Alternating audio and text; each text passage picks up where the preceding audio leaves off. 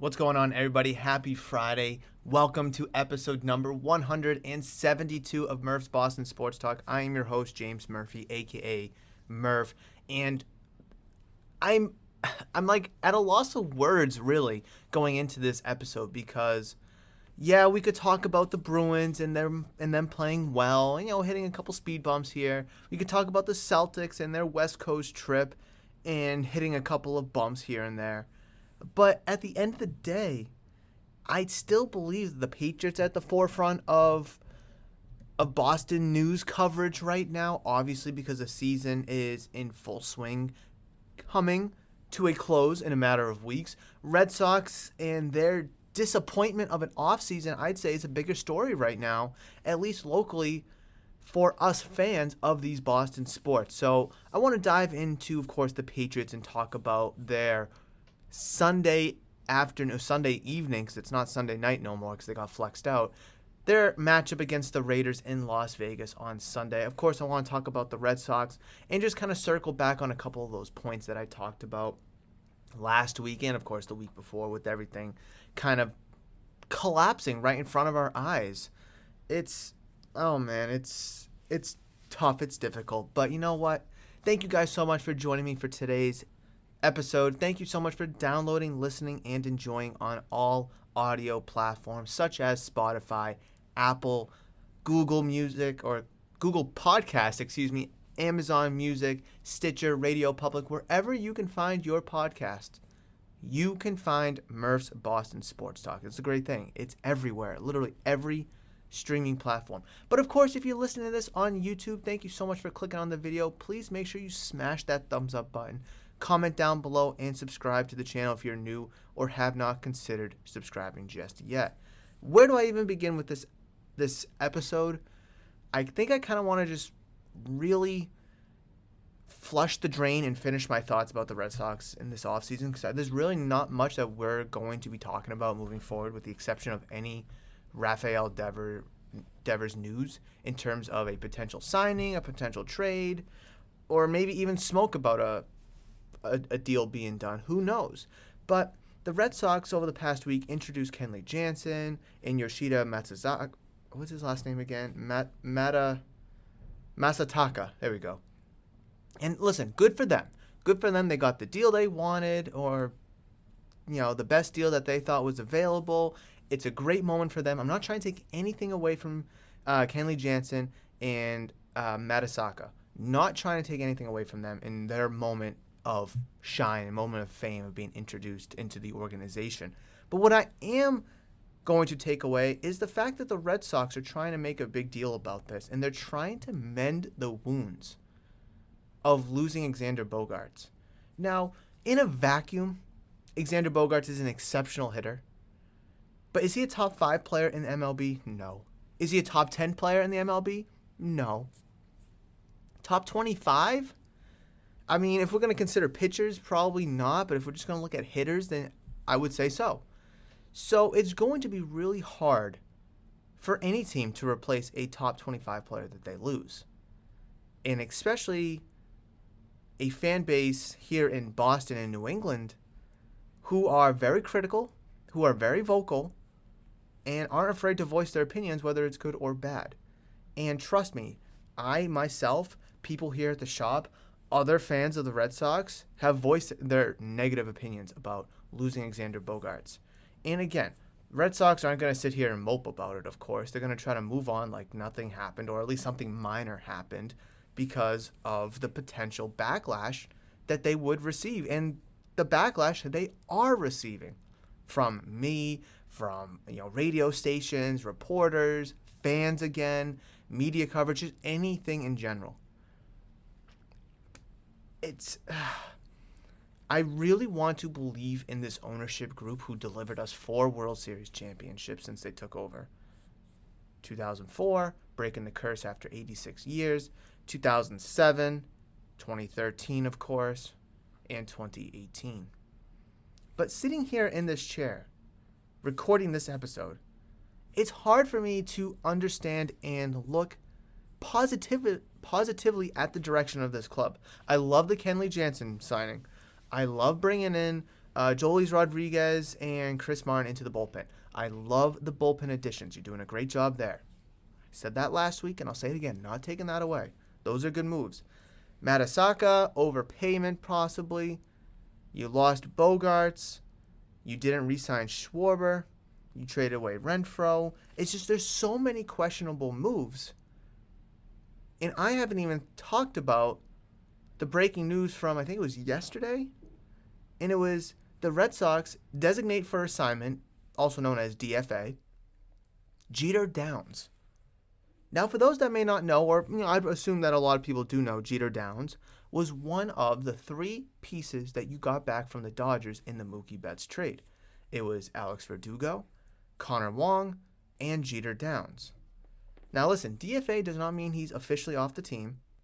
However, he's going to be off the team. That's the unfortunate. Let me just read this quick article real quick. To create space on the 40-man roster, infielder Jeter Downs was DFA'd. No shock, was a highly touted prospect featuring on the back end of Baseball America's Top 100 list in both 2020 and in 2021. Let's see. Despite making a key piece of a franchise-altering trade, it seems the club has run out of patience with him. They will now have a week to trade him or put him on waivers. Despite the rough results in the past 2 seasons, it seems likely that some team would take a flyer on him. He's only 24. So that's just from, I just closed out the thing. MLB rumors, but obviously that's just the report right there that we just got. What has Chaim Bloom, this leaves me asking myself this. What has Chaim Bloom done so well? Not much. Not much at all, to be honest. Now, let me readjust myself here. He took over, after the 2019 season going into 2020. He inherited Rafael Devers, a young Rafael Devers, Alexander Bogarts, who is, mid-20s, Andrew Benintendi, young, mid-20s, Mookie Betts, mid-20s, maybe I think it was like 27 at the time. And all 4 of them are going to be out the door. Betts is already gone. Benintendi's already gone. Bogarts is now gone. And would we assume that Rafael Devers is on his way out? I think it's safe to say that he probably is. Because the Red Sox don't want to sign players to these long, big-ass deals. That's just the nature of it. Listen, I'm not a fan of overpaying players. I'm really not. But if someone's going to be getting the money, why not arguably the best third baseman in the league? He's 26 years old. 15, 14, 13 years, $400 million or whatever in that area is probably where the conversation is going to be starting. You are not in a position of leverage to negotiate with Rafael Devers. After losing out on Betts, Benintendi, and now Bogarts, where is your current team? Let's just look at this team right now. I'd like to believe that this team is not done making moves, but let's just go off the safe presumption that this offseason's over for the Red Sox. Where do you stand? You have Trevor Story, your shortstop, Christian Arroyo, your second baseman, Tristan Cassis and Eric Hosmer at first base, Devers, of course, at third base, Reese McGuire and Connor Wong behind the plate, Verdugo, Matasaka, and Kike Hernandez in the outfield. Okay. What's exciting about that? What is exciting? You have Bobby Dahlbeck, who was a top prospect in your organization, and you ruined him. First of all, you had Michael Chavis, top prospect in your organization. You traded him, kind of ruined him, but you kind of then traded him. Bobby Dahlbeck, same thing. Highly touted prospect in the organization, ruined him. Then you have Jarren Duran, who you're not even giving a real shot to. And yeah, I know he's had his ups and downs and such, but again, speed, got a good glove, got a good arm, he can hit for power, when he can, connect with the ball. He just needs some work. But you're on track to ruin him. And Tristan Cassis, in his short, stint with the Red Sox in 2022, looked really good. Obviously, he has some fine-tuning to figure out, but so not only did you have 4 superstars in their prime, and 3 of them are gone. You have, or had, 4 highly touted prospects within the organization, and 3 of them are either gone, crap, or turning to crap. Where do I get excited over this team? Where? Starting pitching. Okay, let's take a look. You have Nick Pivetta. Okay. Chris Sale, hopefully coming back. Who knows? And I know a lot of people don't like that contract, but at the time, I think it was worth it. However, hindsight's 20/20 a little bit. And who knows what you're going to get out of Chris Sale, who's, getting up there in age. Nathan Eovaldi's not back on the roster. Eduardo Rodriguez signed elsewhere, who, again, another, young guy in his prime. You had him. Detroit kind of overpaid for him, but you know what? That's fine. Who else? Who else is going to be started? Brian Bayo? Okay. Didn't look the greatest, but you know what? First half season with the team. Hopefully he can kind of fix things out, but who else? Who else is there? You going to throw out 47-year-old Rich Hill again? Michael Wacha, maybe? It's just, there's no excitement on this team. So why should Devers feel any inclined to take a hometown discount or to take anything less than what he wants? He has all the leverage, all the power, and it puts the Red Sox in a tough and difficult position because now the organization is faced with, well, if we're not going to sign him for our number, what are we going to do? Are we going to let him walk at the end of 2023, like we did with Xander Bogaerts, and get all that backlash again? Or are we going to trade him before the season starts and get all that backlash again that we got from the Mookie Betts and Andrew Benintendi trades? The Red Sox are in a lose-lose-lose-win situation, right? They could lose by letting him walk. They could lose by trading him. I guess it would be lose-lose-win. Or they could win by signing him.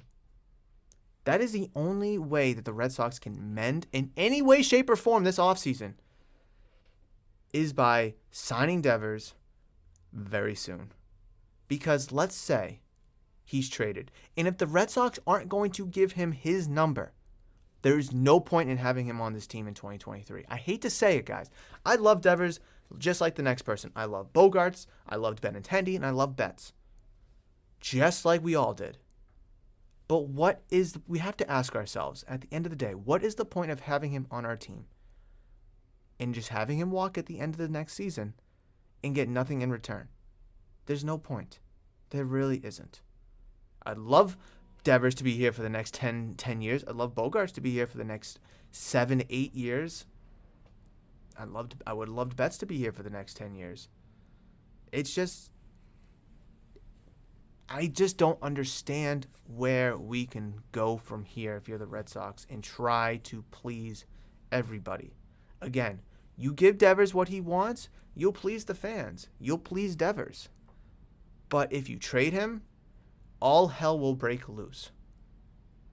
And if you do trade him and he's not on your roster in 2023, why should you, me, or any other Red Sox fan go to Fenway Park this season? Why? No homegrown talent besides Cassis. What's the appeal? Fenway Park and going to a Red Sox game is already the most expensive stadium and team to go to, right? It's the most expensive team to watch and the most expensive stadium to go to is Fenway Park. For a family of 4 with 4 sodas, 4 hot dogs, parking, and the tickets, it's like well over $400, I think it is, or $300. It's just bizarre. And that's just average pricing, of course. And I think like the Diamondbacks was like second on that list. Like what? Anyways, besides the point. Why are people, when society is already in a tough economic situation with the recession that is now here, with inflation still very high, gas prices, although they're dropping, but they're still very high, other societal issues, other economic issues, why should people go see the Red Sox? Why? The majority of us have already been there once. The majority of us have been there twice or multiple times, right? So if it's your first time, fine, I get it. Cool. But there will be tons of empty seats at Fenway Park this year if Rafael Devers is not on this team with an extension. in 2023. It's just a fact. Reach out to me right now, Twitter, Facebook, Instagram, at Murph's Cardtown, or leave a comment on this YouTube video why people, families, fans should go to Fenway Park and watch a Red Sox game in 2023 if Rafael Devers is either traded or does not have an extension. Why? And I said this last year, and I will say it again. Why should I invest my time and money into you and your product if you are not going to invest your time and your money into your product? It only makes sense.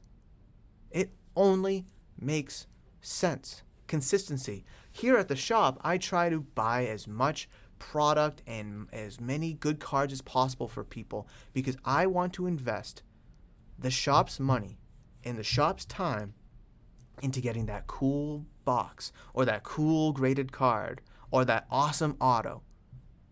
So you or a consumer can do the same thing and invest their time here at the shop, have a good time, have fun, and invest their money here at the shop, buy what they want, and be happy with their purchase and their experience here at the shop. Listen, I don't see any Red Sox fan being happy next year unless Devers is signed to an extension. And even if he does get signed to an extension, how happy are we really going to be at the end of the day? We've lost 3 homegrown talented players for pennies on the dollar. Betts, gone, traded. Benintendi, gone, traded. Bogarts, gone, free agency, got nothing. And you find yourself in the same exact situation as you were with Bogarts last year. Do we bust our ass to try to sign him now? Should we trade him? Or should we wait? Red Sox waited with Xander Bogaerts, and it failed miserably. It backfired miserably. Where do they go? How do they fix this? Because right now, their track record sucks. And their trajectory for 2023 sucks. Listen, I'm one of the biggest Red Sox fans out there, just like you, just like the next guy. But I have to be realistic here. I have to look at reality. Ownership and or Chaim Bloom does not want to invest in this team. They don't. Why? Listen, when Dave Dombrowski was here, yeah, he traded away a ton of prospects and he traded away the whole farm system, depleting it. However, you got back great players in return, and it turned out to be a World Series championship in 2018. And again, a bunch of other competitive seasons in 2016, 17, obviously winning in 18, and being lackluster in 2019. But, neither here nor there. Red Sox move on from Dave Dombrowski, and they hire Chaim Bloom to bring you under the luxury tax, to sign these players long term, and to rebuild the farm system. Well, so far the farm system is rebuilt, but signing your superstar players hasn't happened. He hasn't re-signed not one player. Not one. What are we doing? Dave Dombrowski takes a year off, goes to Philadelphia, doesn't deplete their system, makes a couple of moves, and they were in the World Series last year. Were they losing 6 games, so they were 2 wins away? Is it a Red Sox issue? Is it a Chaim Bloom issue? Or is Dave Dombrowski just that damn good at his job? Tell me. Because whatever it is, I don't care what it is. It's just the outcome that I'm watching and the product that I'm going to have to watch on my TV, and I won't be at the game, so on TV, is not good. And no Red Sox fan should feel optimistic about the 2023 season. Because right now, I think I was joking around. I don't know if it was at the shop or if I actually mentioned it here on the podcast. I put a funny over-under at 79.5 wins. That's going to be way under. How do they win 70 games? How do they win 60 games? You're playing everybody this year. So you're going to be playing the Dodgers. And I think you play everyone home and away too. If I'm not mistaken, I have to double check the schedule. But how are you going to beat the Dodgers? How are you going to beat the Padres? How are you going to beat the Astros? You couldn't even beat Toronto this year. How do you expect to beat all these good teams in other divisions and in the National League? You're not going to. You're not going to be able to hit layups against, I'm trying to think, some crap bag team like the Tigers, who are getting better, by the way. There's no more layups against the Orioles anymore because they're better. I'd rather be, this is a hot take, and this is going to be the last time, this is the last thing I'll talk about, and I'll move on to the Patriots. Right now, here on December 16th, 2022 at 11:32 in the morning Eastern Time, I would rather be in the Baltimore Orioles' shoes than the Boston Red Sox shoes. Right now, just right now, with Adley Rutschman and Gunnar Henderson. You got Grayson Rodriguez in the wings, Ryan Mountcastle, Cedric Mullins. Good players, young players, good pieces, young pieces. Again, none of them are signed. They're still unproven. But I'd rather be them because those guys are playing right now and have that experience. They went on a crazy run last year, finished ahead of you in the standings. Let's just take a look at that standings. Red Sox, why can I get standings? There we go. They finished 83 and 79. And you, the Red Sox, finished 78 and 84.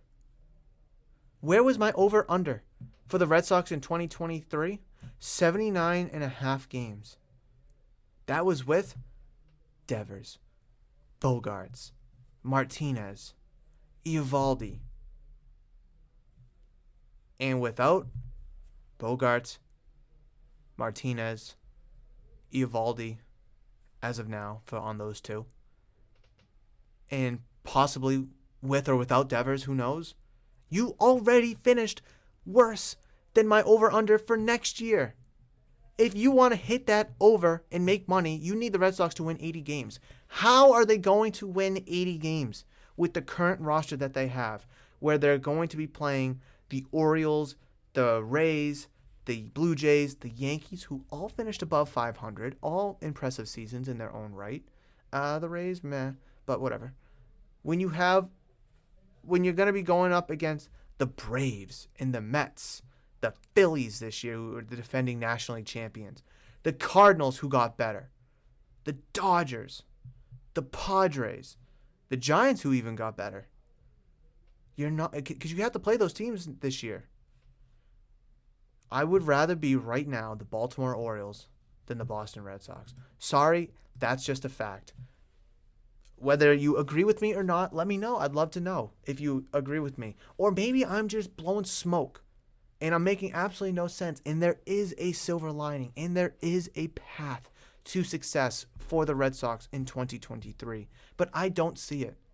I really do not see it. I need some vision on this. I need clarity. And guys, I rely on you. Reach out to me via social media at Murph's Cardtown, Twitter, Instagram, Facebook.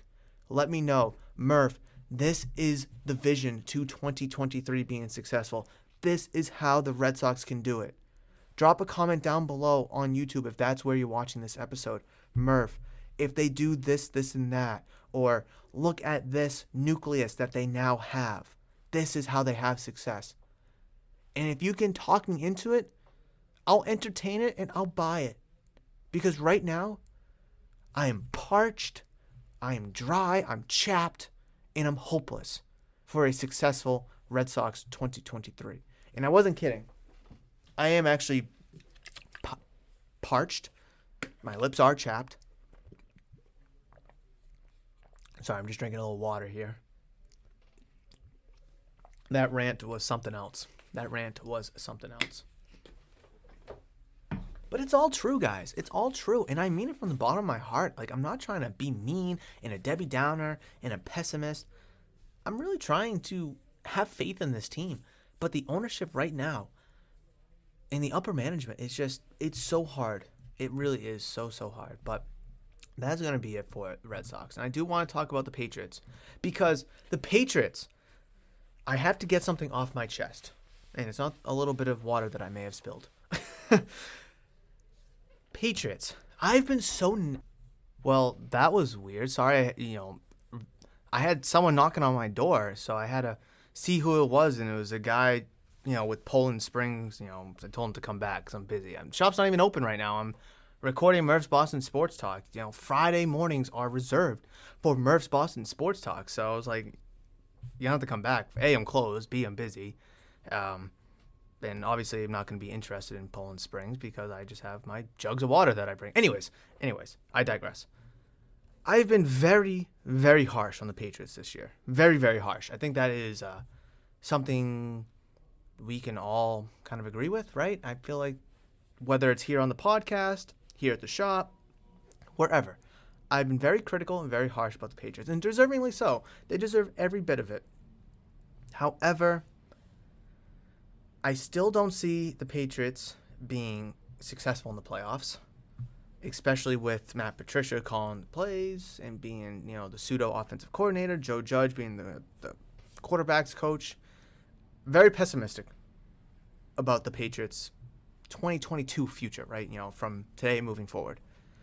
However, I've come to the conclusion in my mind that as much as I have not been rooting for the Patriots this year, I'd rather them just suck and get a high draft pick. I've come to the realization that this year, they're not going to get a high draft pick. Even if they lose the rest of the games, right, and they go, 7-10, still be in the middle of the road in terms of a draft pick. And it's going to make the Patriots look terrible. It's going to make Mac look like he's bad. And for that reason, Mac looking bad, I want the Patriots to succeed. And every week I'm going to root for them. Obviously, when I sit here, I give you my, my 3 thoughts and such, and I'm looking at the game, obviously, I'm going to be realistic and live in reality. I'll be optimistic, of course, but Mac Jones, whether it is locally or nationally, here at the shop, on social media, wherever, has been getting a lot of hate. And I've talked about this before tons of times, whether it's on the podcast or at the shop. And I think I talked about it a couple weeks ago that Mac Jones' rookie season was incredible. Was a great rookie quarterback season, with all things considered. Yeah, the playoffs wasn't good, but you know what? That's fine. You had a great offensive coordinator, Josh McDaniels. Your offensive line was really, really good. And you had a crap bag of receivers, weapons, right? Let's just quote-unquote weapons. Crap bag of weapons. Now, you take away Josh McDaniels, the offensive coordinator. You take away that really, really, really good offensive line. And you still give them the same crap bag of weapons. Any quarterback, unless they're in the top 10% in the league, unless it's like a Mahomes or a Josh Allen, Tom Brady. I'm trying to think of quarterbacks that could still perform at a high level with what's behind, what's around them. I mean, I don't even think like Jalen Hurts would do well here, given what he has. I mean, maybe not. But anyways, obviously there's going to be a significant amount of regression. Mac Jones is getting hit a lot. He's under pressure a lot. He got injured. The receivers are dropping balls. The line isn't blocking. The offensive play call is not good. You can see the frustration on Mac Jones with Matt Patricia. It's almost sad, to be honest, for Mac Jones. And this is a guy who got drafted by the Patriots in the first round last year, 15th overall. And people were excited. They were so exhilarated and looking forward to Mac Jones. And everybody wanted Mac Jones over Cam Newton, right? Let's not forget that. Everybody was chanting, Mac, Mac, Mac, when Cam Newton was in. And when Mac Jones got in that first preseason game, the crowd went nuts. They went bananas. And then when Mac Jones was announced the starting quarterback for the Patriots in 2021, we were cheering. We were going crazy. We were through the roof. And we were rooting for Mac Jones every step of the way last year. The new quarterback post Tom Brady, the long-term quarterback post Tom Brady was here, and he looks good, and he's playing well.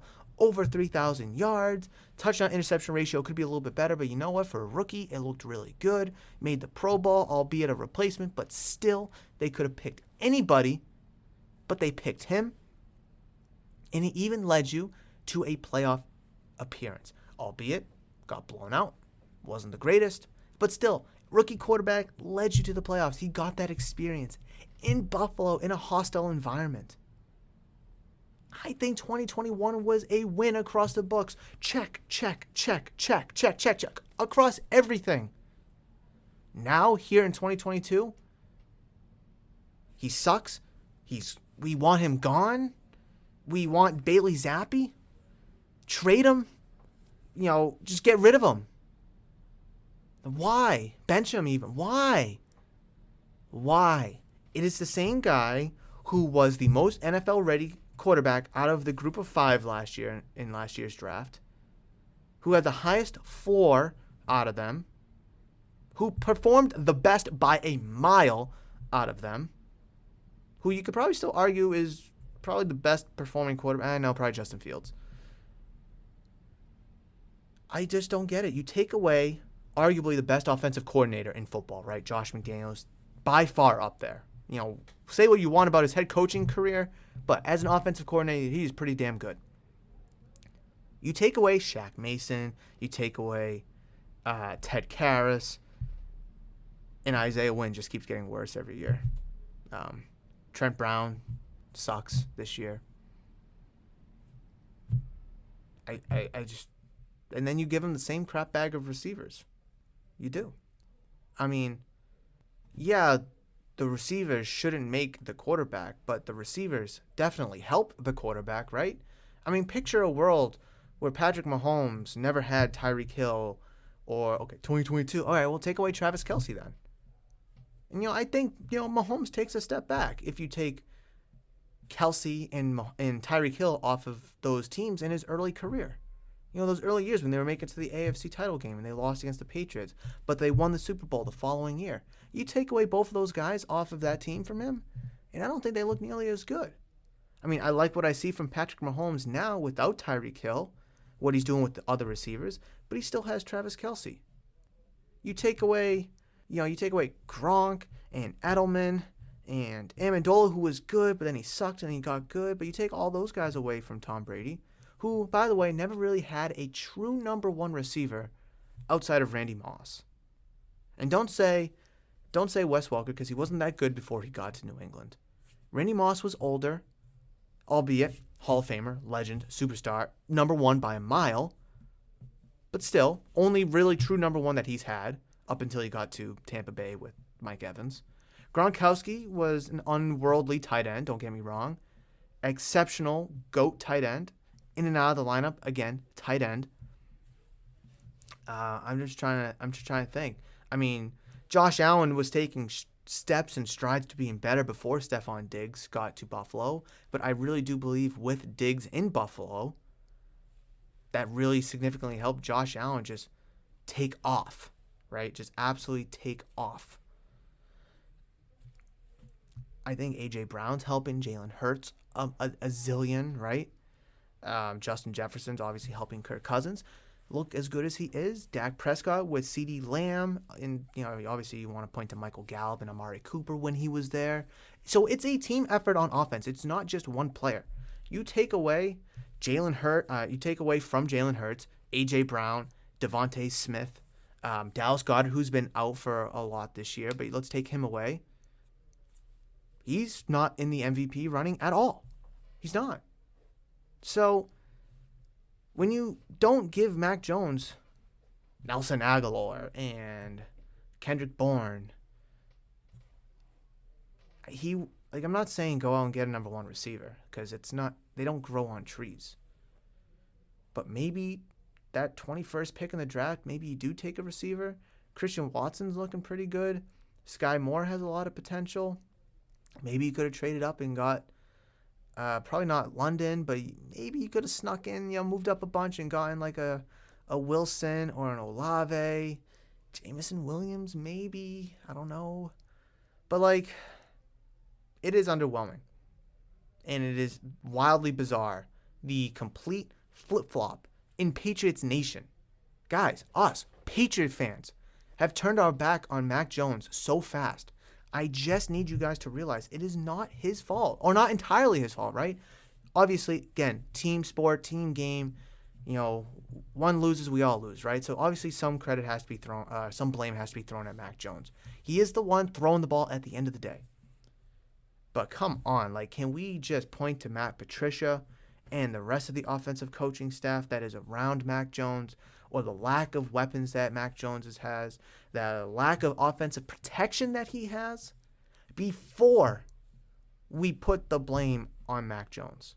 Like, if you want to give Mac Jones 10%, fine.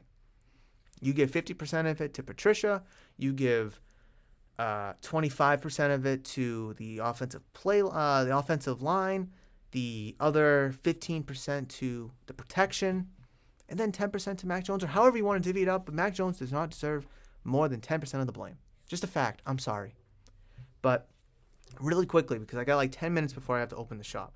Patriots and Raiders, the official rematch. I know there was in the preseason, but the official regular season rematch or matchup between head coach Bill Belichick and head coach Josh McDaniels, master and apprentice, whatever, all the good stuff, right? This game was flexed out of Sunday Night Football, deservingly so. 3 things I'm looking for in this game, obviously, is the running game. Will Damian Harris be active? Will Ramondre Stevenson be active? If not, both of them aren't. Pierre Strong looked pretty good. Kevin Harris looked pretty good. So are we going to see a strong dose, a healthy dose of these young guys? Maybe Damian Harris is like 85%, good to go.